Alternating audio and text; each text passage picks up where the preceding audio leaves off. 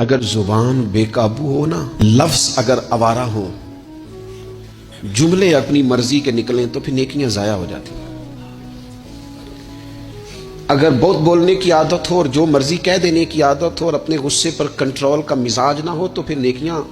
برباد ہو جاتی ہیں۔ کچھ لوگ ایسے ہوتے ہیں جو بڑے بہترین کام والے ہوتے ہیں لیکن ان کی زبان سے ڈر آتا ہے، ان کے جملوں سے خوف آتا ہے،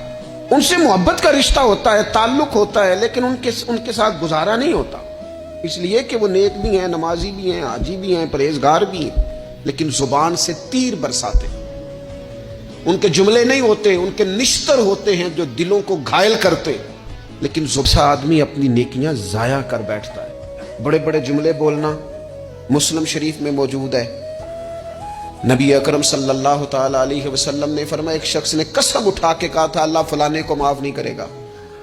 تو فرماتے ہیں رب کریم نے فرمایا یہ کون ہے جو میرے اوپر قسمیں اٹھاتا ہے، اسے جا کے کہہ دو۔